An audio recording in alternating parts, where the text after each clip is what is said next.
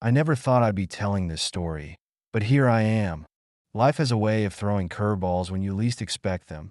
8 years of marriage, a beautiful daughter, and what I thought was a perfect life, all changed in a single December night. But let me start from the beginning.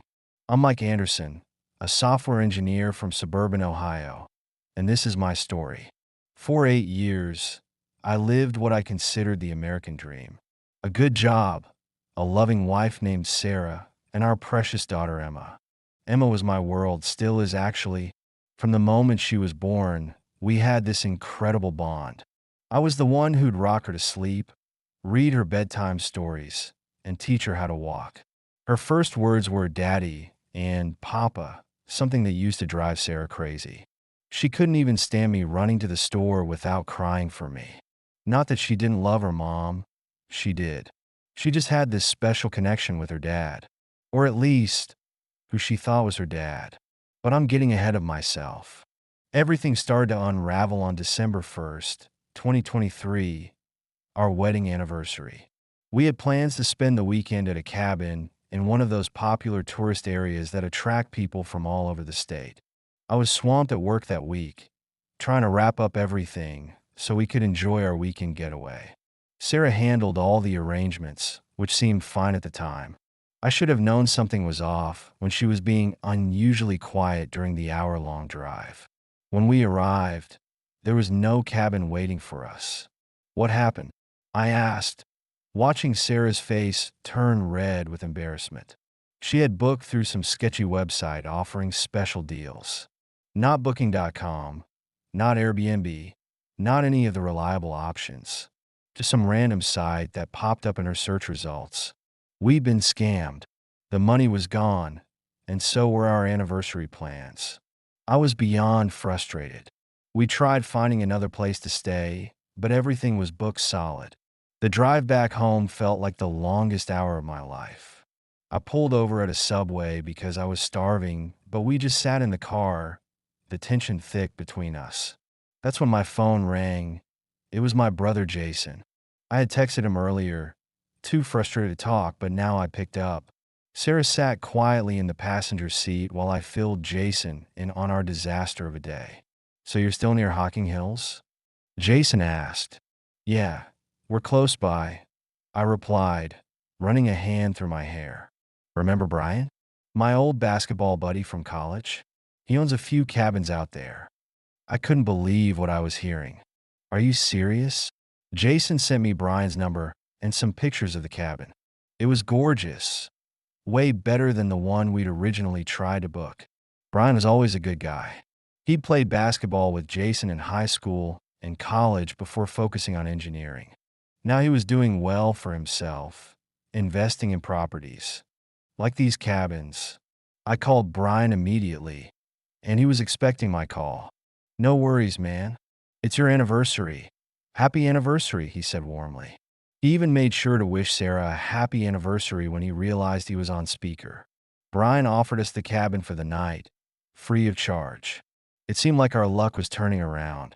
We picked up the keys from Brian, had a quick chat, and headed to the cabin. I told Sarah not to worry about the earlier mishap.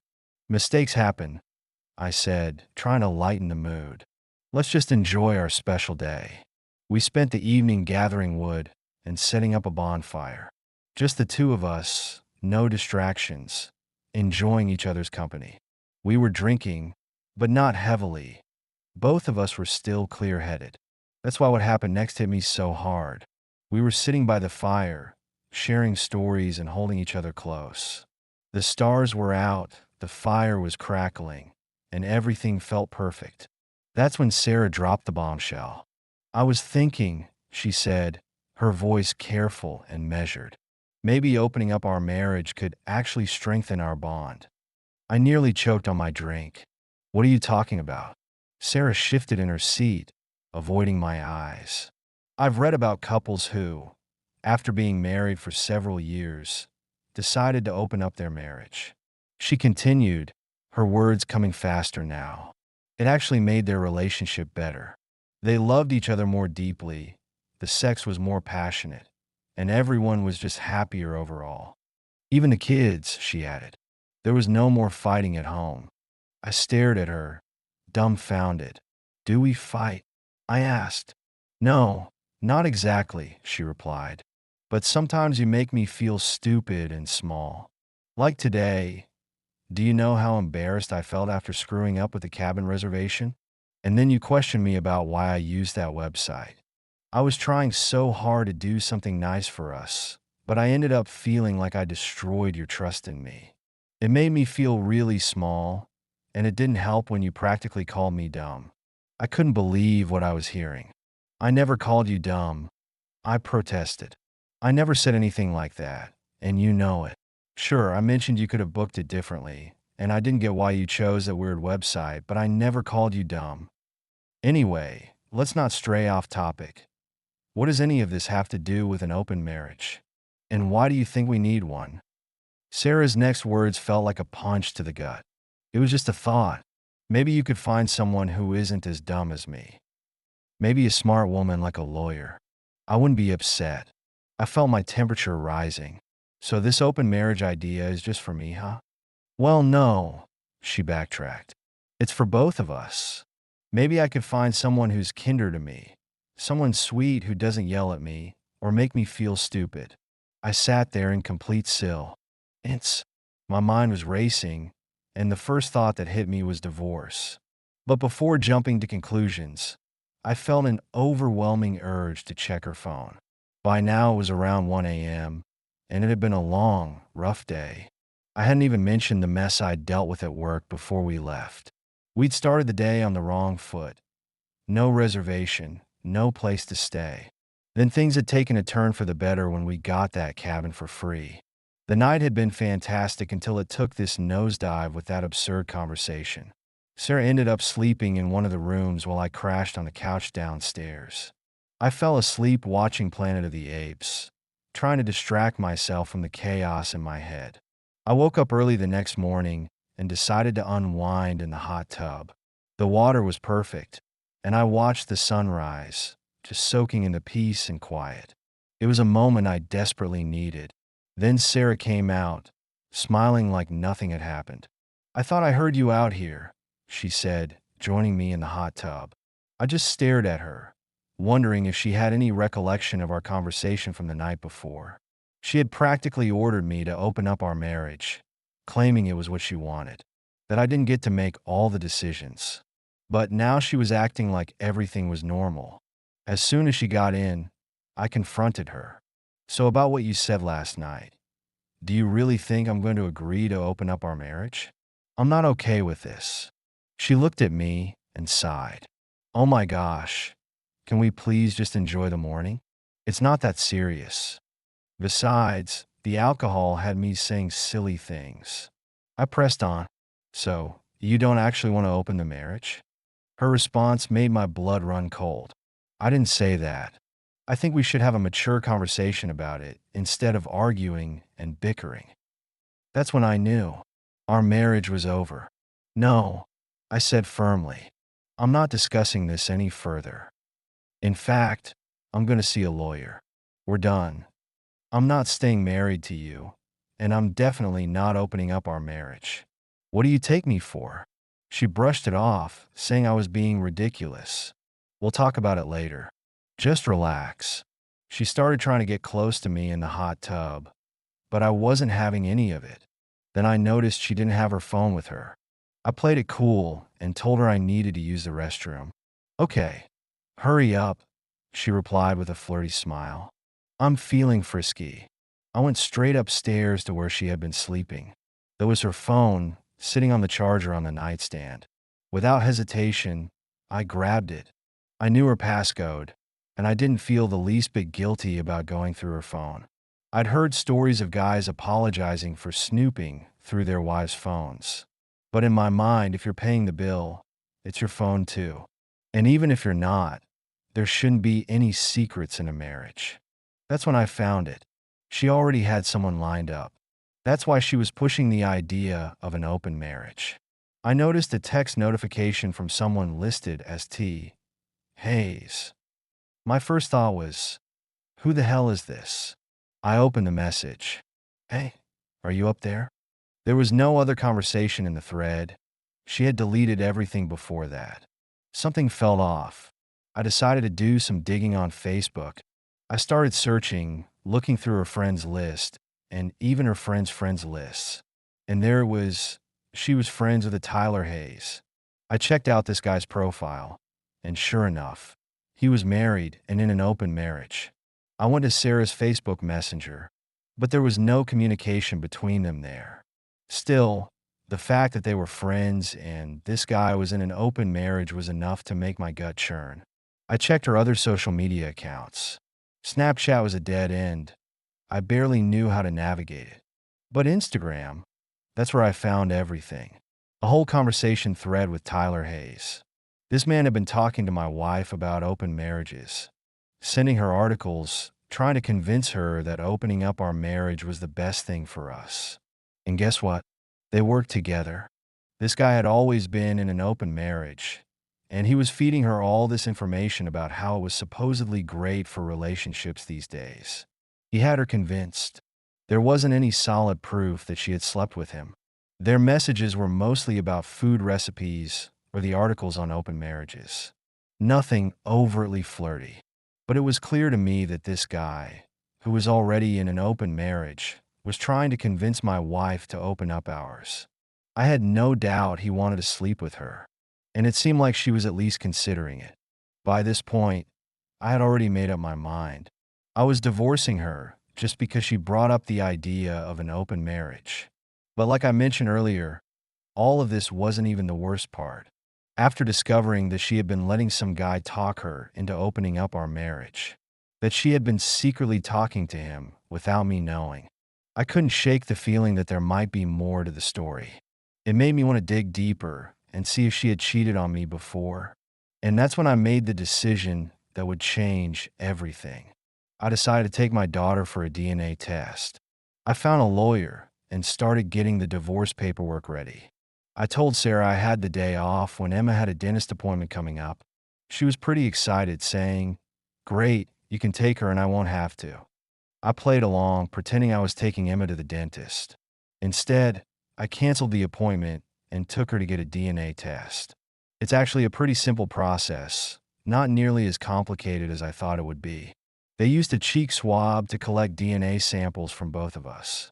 They advised us not to brew. SH our teeth for an hour before the test. That's why I canceled the dentist appointment. If they had done a deep cleaning on Emma's teeth, it could have messed with the test results. 2 days later, I got an email. My hands were shaking as I opened it. The results said Emma couldn't possibly be mine. Those weren't the exact words, but that's how I took it. My world collapsed.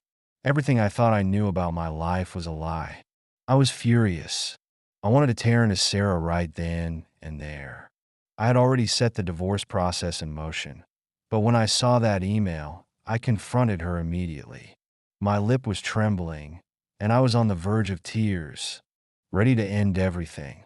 I told her she was a piece of garbage and even threatened to hurt her right there on the spot. She just stood there, completely dumbfounded. What? What did I do? I'm sorry. I told you I'm sorry. We don't have to do an open marriage.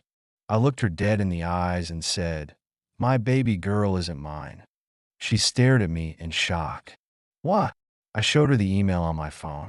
When I took Emma to the dentist, I actually took her to get a DNA test. I know about Tyler Hayes trying to convince you to open up our marriage, so I suspected you cheated. I wanted to see if our daughter was really mine, and she isn't. She's not my baby girl. How could you do this to me?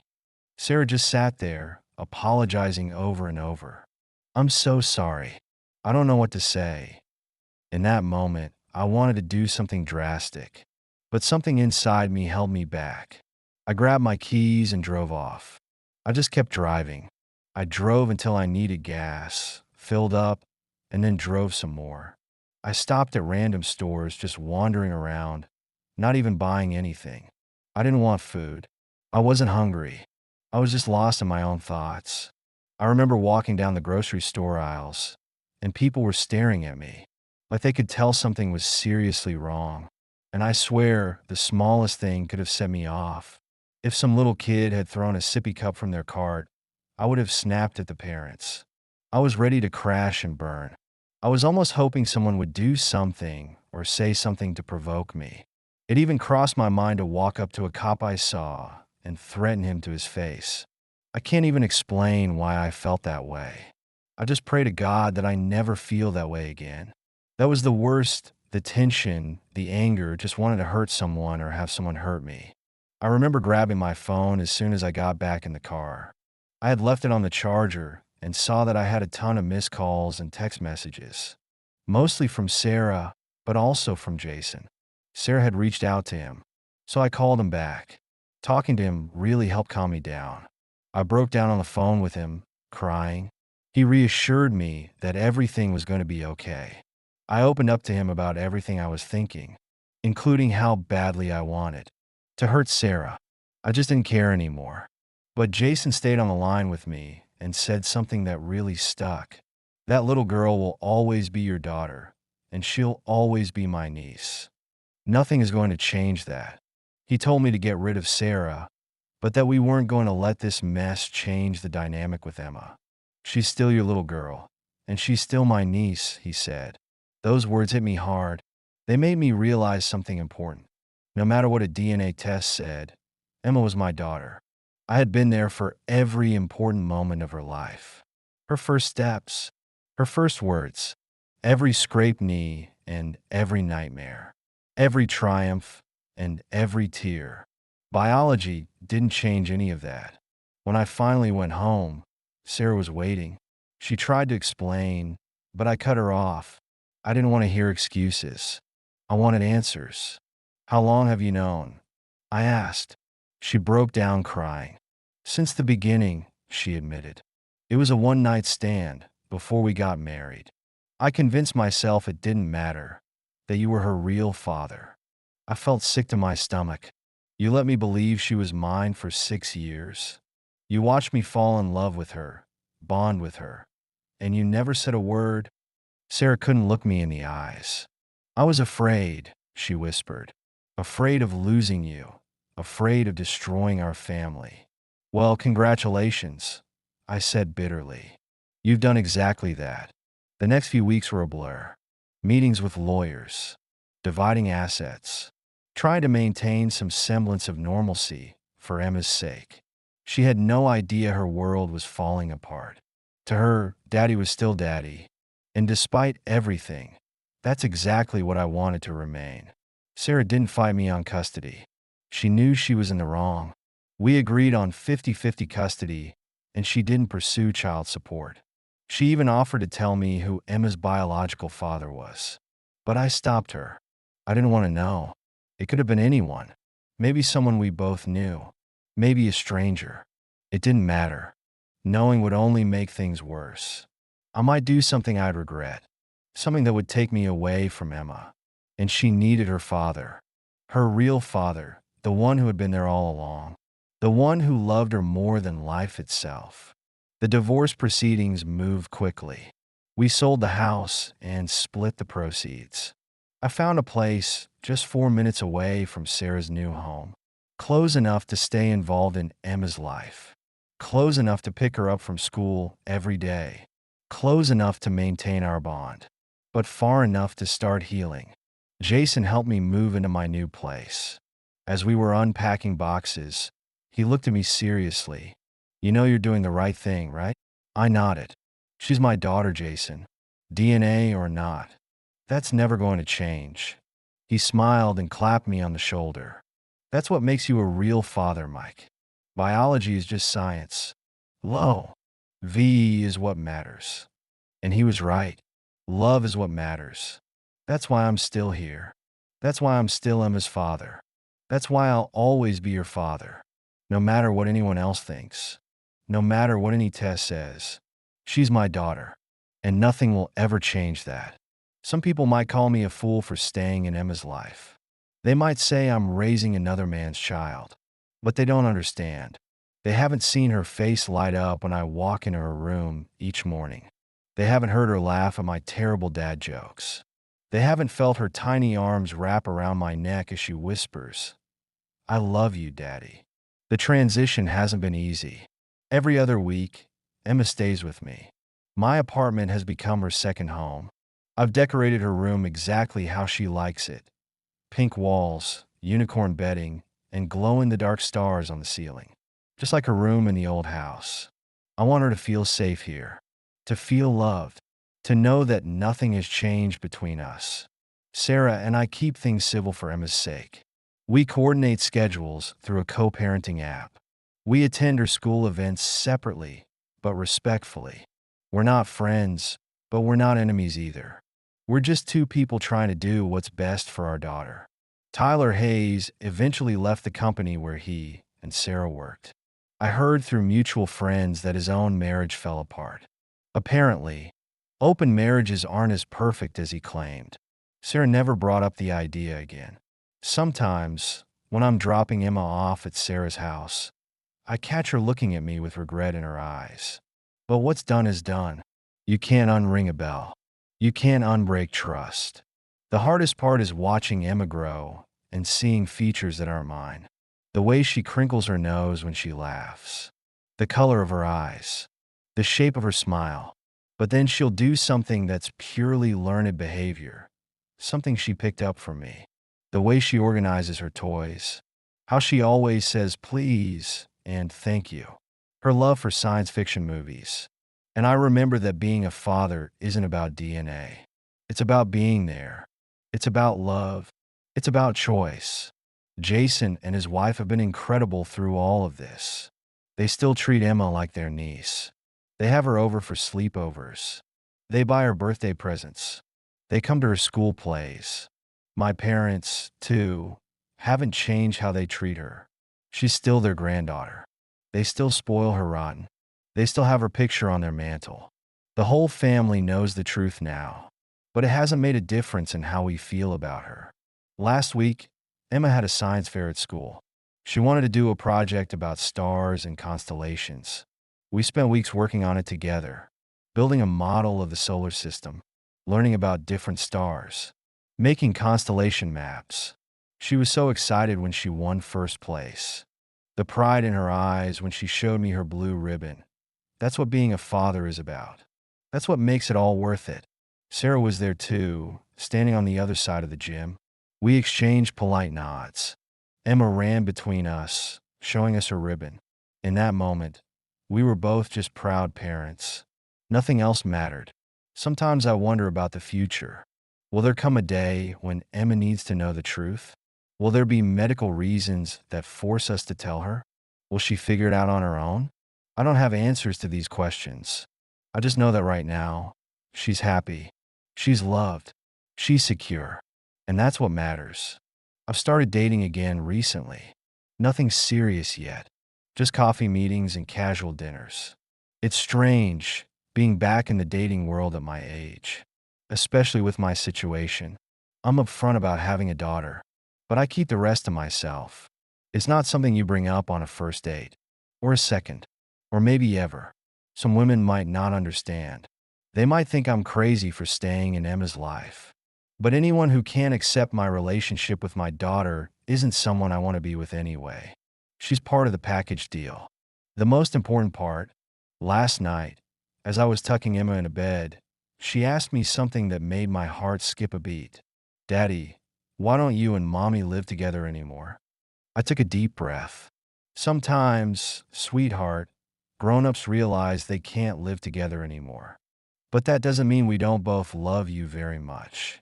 She thought about this for a moment. Do you still love Mommy? Another deep breath.